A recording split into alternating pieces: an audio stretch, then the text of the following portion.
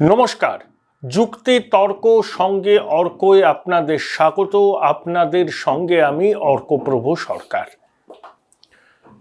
আসলে ছুঁচো গেলার মতো অবস্থা হয়েছে রাজ্যের শাসক দলের, একেবারে শাঁখের করাতের মতো অবস্থা। শেখ শাহজাহান সন্দেশখালীর বেতাজ বাদশাহ, তৃণমূলের গলার কাঁটা। কেন? আমি 1, 2, 3 করে আপনাদের বলবার চেষ্টা করব।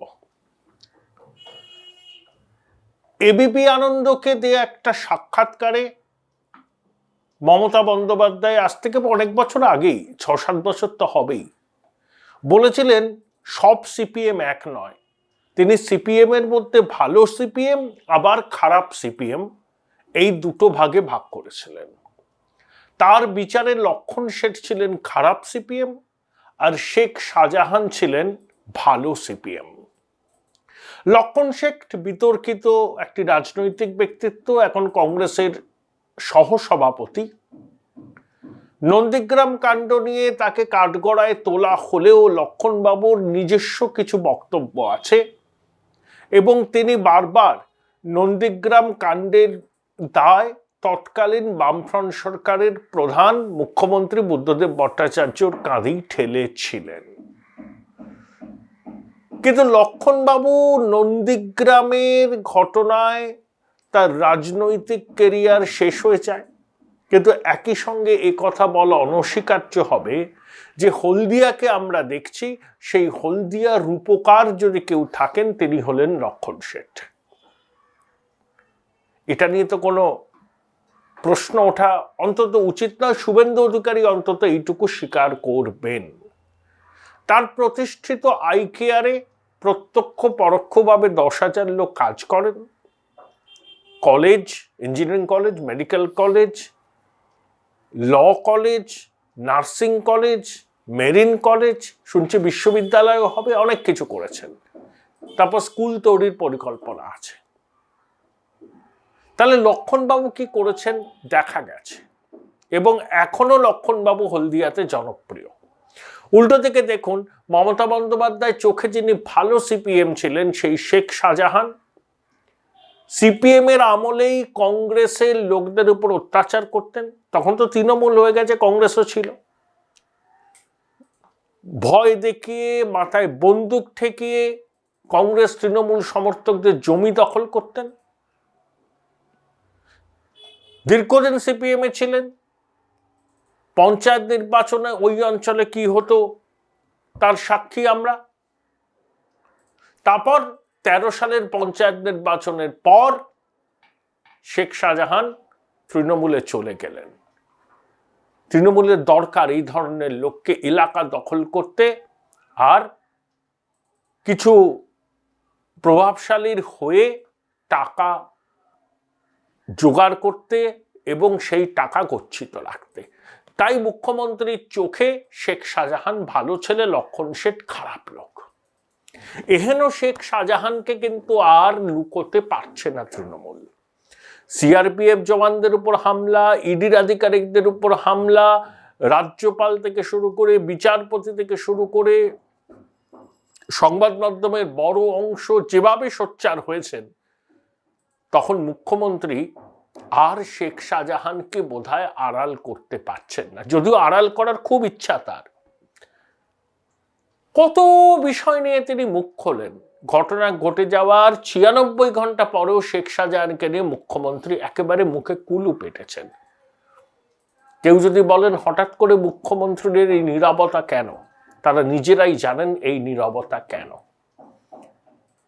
ডিজি রাজীব কুমার গঙ্গাসাগর মেলায় বললেন যে যারা আইন ভেঙেছে, যারা আইন হাতে নিয়েছে তাদের বিরুদ্ধে পদক্ষেপ করা হবে, কঠোর শাস্তি দেওয়া হবে, কোট আনকোট এই শব্দবদ্ধ। কিন্তু ঘটনা ঘটার পর সংবাদ মাধ্যমের পক্ষ থেকে রাজীব কুমারের সঙ্গে বারবার যোগাযোগ করার চেষ্টা হয়েছে, কিন্তু রাজীব কুমার ফোন ধরেননি, হোয়াটসঅ্যাপের জবাব দেননি, ফোন কেটে দিয়েছেন। এখন মুখ্যমন্ত্রীর নির্দেশে এই কথাটা বলে তিনি বার্তা দিলেন যে শেখ শাহজাহানকে স্পেয়ার করা হবে না। এখানেই বিরোধী দলনেতা শুভেন্দু অধিকারী বলছেন যে রাজ্য প্রশাসনের পক্ষ থেকে শেখ শাহজাহানকে বারবার বলা হচ্ছে যে তুমি আর সারেন্ডার করো, আইন অনুযায়ী ব্যবস্থা হবে, তোমার চিন্তা নেই। কিন্তু শেখ শাহজাহান বলছেন না, আমি সারেন্ডার করব না, সারেন্ডার করার থেকে মৃত্যুবরণ ভালো। অর্থাৎ শেখ শাহজাহানকে এখনো পর্যন্ত রাজি করাতে পারেনি প্রশাসন, এটাই বিরোধী দলনেতার অভিযোগ।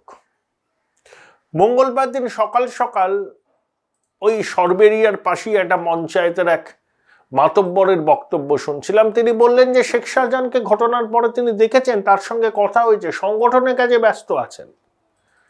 অর্থাৎ লুকআউট নোটিশ, সীমান্ত সিল করা, যাই হোক না কেন, তৃণমূলের লোকজনই বলছেন শেখ শাহজাহান এলাকাতেই আছেন। ওখানকার বিধায়ক সুকুমার মাহাতো বলছেন এবং শুভেন্দুবাবু বলছেন যে শেখ শাহজাহান বহল তবিয়াতে আছে। তাহলে এখনো কেশাগ্রটা স্পর্শ করা যায়নি কেন? কেন শুভেন্দুবাবুর অভিযোগ যদি ঠিক হয়, তাকে অনুরোধ উপরোধ করা হচ্ছে, কেন কান ধরে হিড়ির করে টেনে নিয়ে আসা হচ্ছে না এই ক্রিমিনালটাকে? সরকারি অফিসাররা ডিউটি করতে গেছিলেন, তাদের উপর আক্রমণ এটা খুব একটা লঘু পাপ নয়, আরো বড় কিছু ঘটতে পারত। এবং কেন্দ্রীয় বাহিনীর জওয়ানরা অপরিসীম সংযমের পরিচয় দিয়েছে। না হলে সেদিনকে শীতলকুচির মতো ঘটনা যদি ঘটতো, সম্ভাবনা ছিল।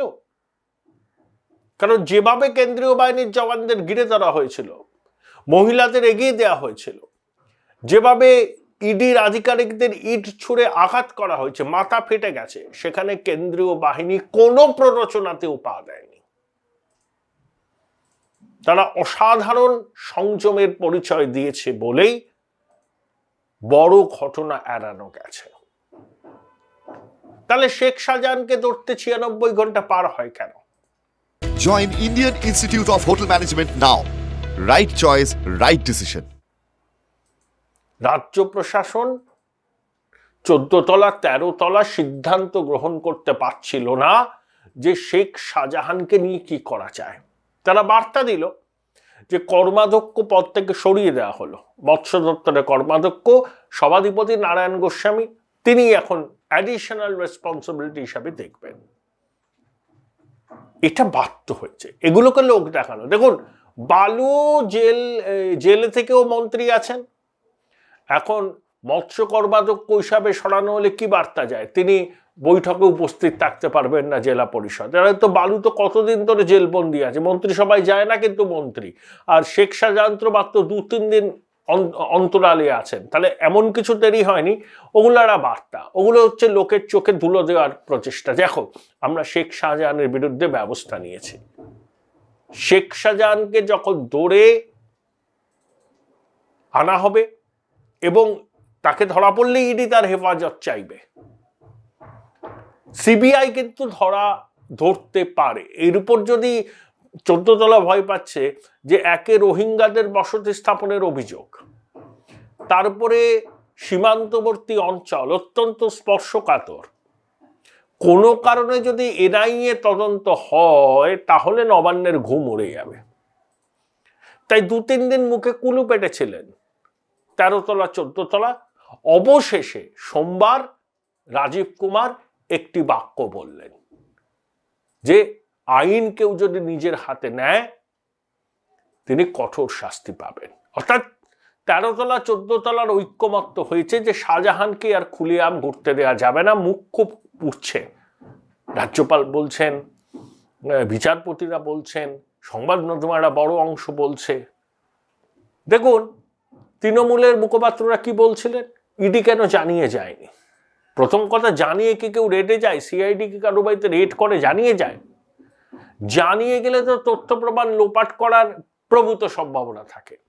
কিন্তু বনগাঁতে শঙ্কর আড্ডোর বাড়িতে যখন অভিযান চালালো ইডি, সকালবেলা তারা বনগাঁ থানাকে বলেছিল যে এরকম ঘটনা ঘটছে, তোমরা ফোর্স পাঠাও। বিকেল বেলাতে বনগাঁর পুলিশ সুপারকেও বলা হয়েছে কোথায় অ্যাডিশনাল ফোর্স কোথায়, সেখানেও ইডি আক্রান্ত হলো। অত রাত্রে হলো, লাঠি চালিয়ে কেন্দ্রীয় বাহিনীর জওয়ানরা পরিস্থিতি নিয়ন্ত্রণে আনলেন। তাহলে তৃণমূলের যে দাবিটা যে কেন প্রশাসনকে জানিয়ে যায়নি, প্রশাসনকে জানিয়ে গেলেও তো একই হাল। অর্থাৎ প্রশাসন সহযোগিতা করবে না ইডির সাথে। এখন ঠেলার নাম বাবাজি, সব জায়গা থেকে সমালোচনা হচ্ছে, আদালত থেকে, রাজভবন থেকে, সংবাদ মাধ্যম, তখন ওই চাঁদ সওদাগরের মনসা পুজো করার মতো উদ্যোগী হয়েছে। ইতিমধ্যে ইডির অধিকর্তা কলকাতায় চলে এসছেন। তাহলে পুরো বিষয়টা সরকারের পক্ষে অস্বস্তির কারণ। তারপর দেখুন বক্সার শোভন, অনেক বয়স হয়েছে, তৃণমূলের প্রথম বিধায়ক, যদিও দলের মধ্যে প্রাপ্য মর্যাদা পায়নি, তিনিও এখনো ওই সমবেত বৃন্দগানে যুক্ত হলেন। শোভনবাবুর কাছে এটা খুব একটা এক্সপেক্টেড নয়, আমি ব্যক্তিগতভাবে মনে করি। তিনি বললেন যে এরকম ঘটনা আবার ঘটবে, জনবিস্ফোরণ হবে। আর একটা কথা তৃণমূলের সব নেতা বলছেন যে কেন্দ্রের বিজেপির নির্দেশে সব হচ্ছে। আরে তদন্তগুলো হচ্ছে আদালতের নির্দেশে। আপনাদের কোনো বক্তব্য থাকলে আদালতে গিয়ে বলুন। তাহলে একজন বর্ষিয়ান মন্ত্রী, ৮০-র কাছাকাছি বয়স, তিনি কিভাবে বলেন আবার ইডি অভিযান করলে এরকম জনবিস্ফোরণ হবে? এগুলো উস্কানি নয়? এগুলো হুমকি নয়? এর তো একটা প্রতিকার হওয়া উচিত। ইডির আধিকারিকদের উচিত এই সমস্ত বিষয়গুলোকে নিয়ে মহামান্য আদালতের দ্বারস্থ হওয়া। কি করে বলেন একজন দায়িত্বশীল প্রবীণ মন্ত্রী জনবিস্ফোরণ হবে? আর সম্পূর্ণ মিথ্যে কথা বলা হচ্ছে যে বিজেপির নির্দেশে ইডি তদন্ত করছে। তদন্ত হচ্ছে আদালতের নির্দেশে। যা বক্তব্য জানানো সেটা আদালতে গিয়ে জানালেই হয়। মমতা বন্দ্যোপাধ্যায় সোমবার একটা অনুষ্ঠানে বলেছেন যে বাংলাকে বদনাম করার চেষ্টা হচ্ছে। বাংলার আইন শৃঙ্খলার পরিস্থিতি খুব ভালো, শ্রীরামপুর থানা দেশের মধ্যে দ্বিতীয় না তৃতীয় হয়েছে, এবং কলকাতা নিরাপদতম শহর। National NCRB, national crime records bureau এই কথা বলেছেন। কিন্তু এটাও তো সত্যি যে পঞ্চায়েত নির্বাচনের দিন ঘোষণা থেকে ফলাফল এবং তারপরেও কিছুদিন রাজ্য জুড়ে যে সন্ত্রাস হয়েছে সেটা সবাই দেখেছেন। 50-এর উপর মানুষ মারা গেছেন, তার মধ্যে শাসক দলের সমর্থকও আছেন। অনেক জায়গায় ভোটের নামে প্রহসন হয়েছে। ভারতবর্ষে বিভিন্ন রাজ্যে নির্বাচন হয়, কোনো প্রাণহানি, ভোটে সন্ত্রাসের খবর আমরা পাই না। নির্বাচন হচ্ছে এটাই টের পাওয়া যায় না। কিন্তু আমাদের এই ঈশ্বর পরিত্যক্ত বঙ্গদেশে নির্বাচনের সময় রক্তের হোলি খেলা হয়, ভোট লুটের অভিযোগ তোলা হয়। এর দায় কি রাজ্যের প্রশাসনিক প্রধান এড়াতে পারেন? তাহলে তিনি কেন বলছেন? যে বদনাম করা হচ্ছে? এগুলো তো সত্যি কথা। 2021-এর বিধানসভা নির্বাচনের ফল ঘোষণার পরে রাজ্য জুড়ে বিরোধী দলের কর্মী সমর্থকরা আক্রান্ত হয়েছিলেন, ঘরছাড়া হয়েছিলেন, খুন হয়েছিলেন। পঞ্চায়েত নির্বাচনে আমরা একই ছবি দেখেছি। তাহলে তিনি কিভাবে বলেন যে রাজ্যের আইন শৃঙ্খলা ভালো? সিআরপিএফ এর জওয়ান এবং ইডির আধিকারিকদের উপর আক্রমণকে বিচ্ছিন্ন ঘটনা। আপনারই ক্যাবিনেট কলিগরা যেভাবে জনবিস্ফোরণ হবে, এরকম ঘটনা আবার ঘটতে পারে বলে কার্যত উস্কানি দিচ্ছেন। আপনি তো কন্ট্রোল করার চেষ্টা করছেন না, বলছেন না এসব কথা বলা ঠিক নয়, আমি অনুমোদন করি না। এখন শাহজাহান নামক গলায় কাঁটা বিঁধেছে বলে আপনি রাজীব কুমারকে দিয়ে এক লাইনের একটা বাক্য বলালেন, যে প্রমাণ করতে চাইলেন যে শাহজাহানকে তৃণমূল ঝেড়ে ফেলেছে। কিন্তু সত্যিই কি তাদেরকে ঝেড়ে ফেলা সম্ভব? শাহজাহানকে ঝেড়ে ফেলতে চাইলে শাহজাহানও কি চুপ করে থাকবে? ইতিমধ্যে শুভেন্দুবাবুর অভিযোগ যদি সত্যি হয়, শাহজাহানকে ফিলার পাঠানো হচ্ছে, তুমি সারেন্ডার করো। শাহজাহান নাকি বলেছেন যে সারেন্ডার করবো না, মৃত্যুবরণী ভালো। অর্থাৎ শাহজাহান কিন্তু ইতিমধ্যেই বিদ্রোহের ধ্বজাটা উড়িয়ে দিয়েছেন। তাহলে এই তার পাশ থেকে দল যদি সরে যায়, তার তো মনে হতেই পারে যে এত কাজ করলাম দলের জন্য, ভোট লুট করলাম, নেতাদের বেআইনি টাকা রাখলাম, বদনামের ভাগী হলাম, এখন দলই আমাকে বিপদে পড়ে ঝেড়ে ফেলতে চাইছে। তাহলে তিনি যদি ইডির সঙ্গে সহযোগিতা করেন তাহলে তো প্যান্ডোরার বাক্স খুলে যেতে পারে। আবার শাহজাহান গলার কাঁটা, প্রবল চাপ বিভিন্ন মহল থেকে। তাই কিছুটা দ্বিধাগ্রস্ত শাসক দল। ইতিমধ্যে একটা ঘটনা ঘটেছে।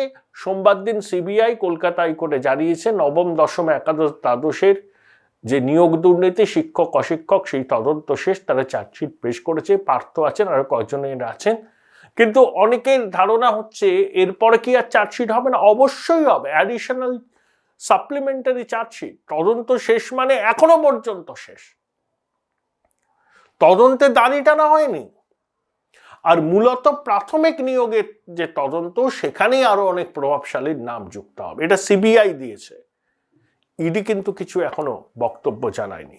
তাই যারা এইসব কথা বলছেন, হ্যাঁ, আমি তাদের বক্তব্যের সঙ্গে সহমত।